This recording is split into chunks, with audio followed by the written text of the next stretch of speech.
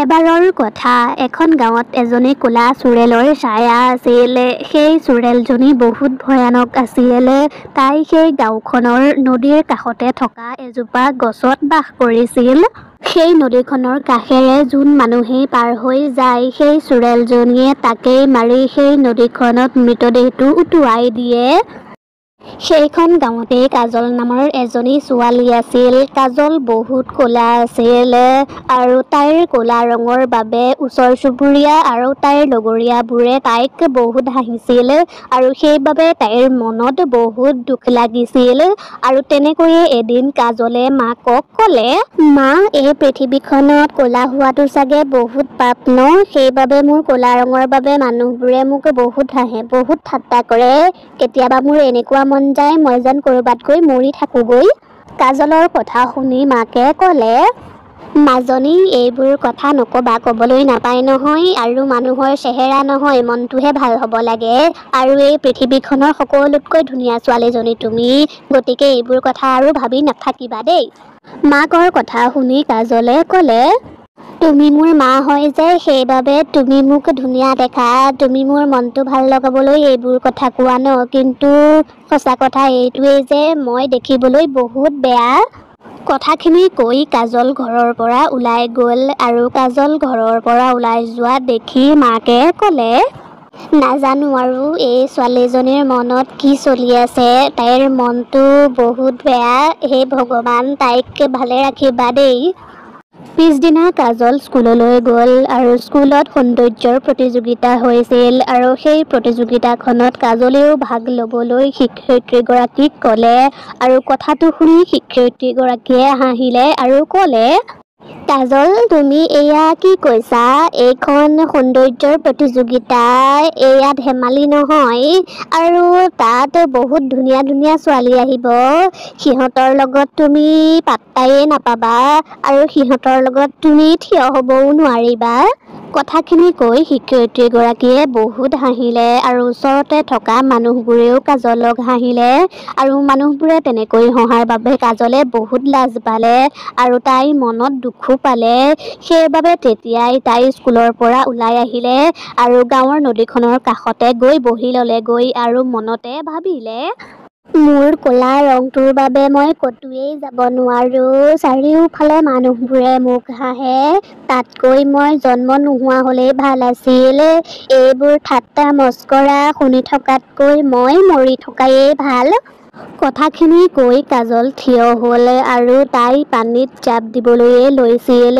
কিন্তু কাষতে গছৰ ওপৰত থকা চোৰেলজনীয়ে তাইক দেখিলে আৰু তেতিয়াই চোৰেলজনীয়ে আহি কাজলক ধৰি ল'লেহি।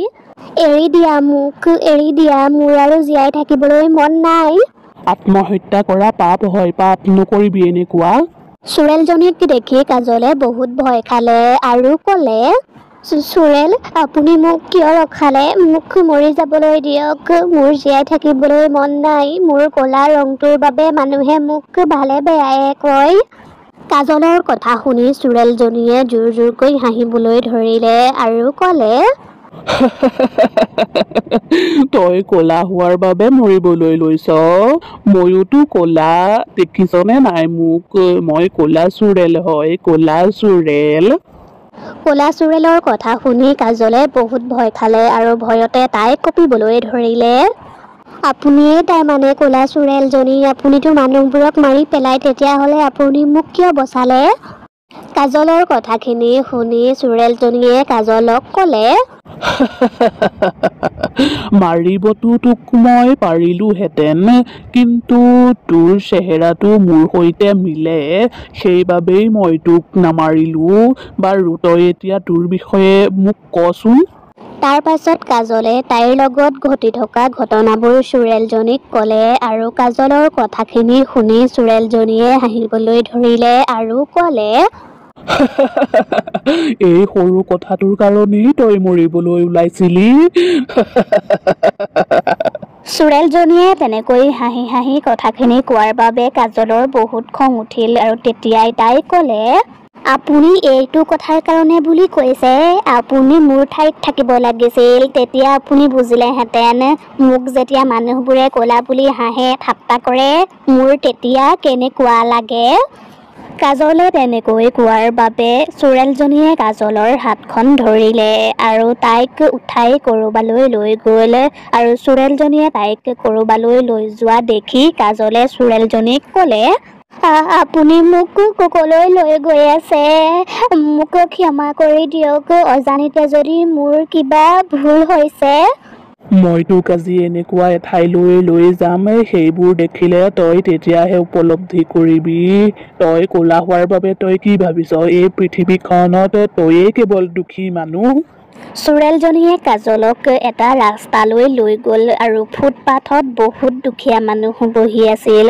যেন তেওঁলোকে বহুত দিন ধৰি গায়েই ধোৱা নাই তেতিয়াই কাজলৰ ওচৰলৈ এটা সৰু ল'ৰা আহিল আৰু ল'ৰাটোৰ হাত দুখনো নাছিল বাইদেউ বাইদেউ কিবা এটা দিয়কচোন মোৰ বৰ ভোক লাগিছে মই কেইবাদিনো একোৱেই খোৱা নাই কাজলৰ হাতত পইচা নথকাৰ বাবে সৰু ল'ৰাটো তাৰ পৰা গুচি গ'ল আৰু তেতিয়াই কাজলৰ ওচৰলৈ এগৰাকী মহিলা আহিল মহিলাগৰাকীৰ হাতত এটা সৰু কেঁচুৱা আছিল আৰু সেইবোৰ দেখি কাজলে চোৰেলজনীক ক'লে চোৰেল আপুনি মোক ইয়াৰ পৰা লৈ ব'লক এওঁলোকৰ অৱস্থাটো মই চাই থাকিব পৰা নাই কাজলৰ কথা শুনি চোৰেলজনীয়ে ক'লে কি হ'ল কাজল তইতো কৈছিলি এই পৃথিৱীখনত কেৱল তইহে অশান্তিত আছ এতিয়া তই এই মানুহবোৰৰ অৱস্থাবোৰ কিয় চাই থাকিব পৰা নাই মইতো তোক এতিয়া আৰু মানুহক লগ কৰাবলৈ লৈ যাম নাই মই আৰু এই মানুহবোৰক চাব নোৱাৰো মই আৰু নাযাওঁ দেই আপুনি ঠিকেই কৈছে এওঁলোকতকৈতো মই বহুত ভালকৈ আছো কাৰণ মোৰ মা দেউতা আছে আৰু থাকিবলৈ মোৰ এখন ঘৰো আছে কিন্তু মই বিচাৰো তই আৰু বেলেগ মানুহকো চা তেতিয়াহে তই গম পাবি জীৱনৰ মূল্য কি গম পাইছনে তাৰ পাছত চোৰেলজনীয়ে আকৌ কাজলৰ হাতত ধৰি তাইক এখন বৃদ্ধাশ্ৰমলৈ লৈ গ'ল আৰু তাত বহুত বুঢ়া বুঢ়ী মানুহ বহি আছিল আৰু তেওঁলোকক দেখি কাজলে চোৰেলজনীক ক'লে আপুনি মোক ক'লৈ লৈ আহিলে ইয়াত দেখোন সকলোবোৰ বুঢ়া বুঢ়ী মানুহে আছে কাজল এই বুঢ়া বুঢ়ী মানুহবোৰক তেওঁলোকৰ ঘৰৰ মানুহে তেওঁলোকক ঘৰৰ পৰা উলিয়াই দিলে তেওঁলোক কাৰোবাৰ মাক দেউতাক কাৰোবাৰ আইতাক ককাওক চোৰেলজনীয়ে কাজলক সকলোবোৰ কথা ক'লে আৰু বুঢ়া বুঢ়ী মানুহবোৰক দেখি কাজলে ভাবিবলৈ ধৰিলে আৰু তেতিয়াই কাজলে চোৰেলজনীক ক'লে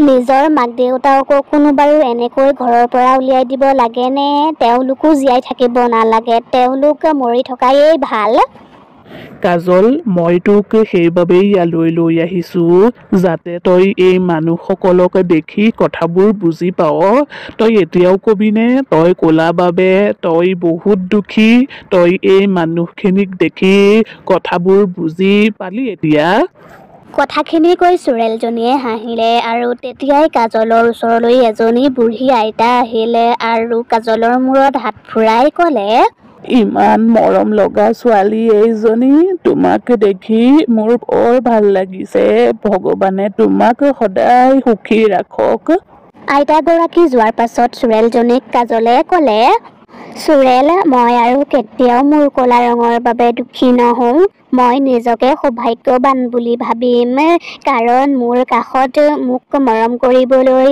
মোৰ মা দেউতা আছে তাৰ পাছত চোৰেলজনীয়ে কাজলক নি কাজলৰ ঘৰত থৈ আহিলেগৈ আৰু ঘৰত মাকে কাজললৈ অপেক্ষা কৰি আছিল কাজল ক'ত গৈছিলা তুমি ইমান দেৰি হ'ল যে তুমি জানানে মই তোমালৈ কিমান সময়ৰ পৰা ৰৈ আছিলো আজিও তোমাক কোনোবাই কিবা ক'লে নেকি কোৱাচোন মোৰ বুকুখন বৰকৈ ধপধপাই আছে মাকৰ কথা শুনি কাজলে মাকক সাবটি ধৰিলে আৰু কান্দিবলৈ ধৰিলে আৰু কিছু সময়ৰ পাছত কাজলে ক'লে মা আজি মই ক'লা চোৰেলজনীক লগ পাইছিলো ক'লা চোৰেলৰ নাম শুনি মাকে ভয়ে ভয়ে সুধিলে ক'লা চোৰেল তুমি ক'লা চোৰেলক ক'ত লগ পালা তাই তোমাক কেনেবাকৈ কিবা অনিষ্ট কৰা নাইতো আৰু তাইতো মানুহক লগ পালে মাৰি পেলাই মাকে ভয় খোৱা দেখি কাজলে ক'লে নাই মা তাই মোক একো অনিষ্ট কৰা নাই তাই মোৰ উপকাৰহে কৰিলে তাই মোক এই পৃথিৱীখনৰ সৈতে চিনাকিহে কৰাই দিলে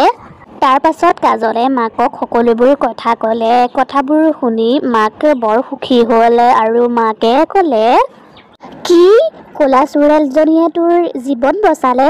কথাটো শুনি মোৰ বৰ ভাল লাগিছে। তই ৰ, মই মন্দিৰলৈ যাওঁ আৰু সেৱা এটা কৰি আহোঁগৈ। মা, ময়ো আৰু আজিৰে পৰা তোমালোকক একো অভিযোগ নিদিওঁ। আজিৰে পৰা মই ভাল মানুহ হ'বলৈ যত্ন কৰিম আৰু তোমালোককো মই সুখী কৰি ৰাখিম। কাজলৰ কথা শুনি মাকে হাঁহিলে আৰু তাইক সাবটি ধৰিলে।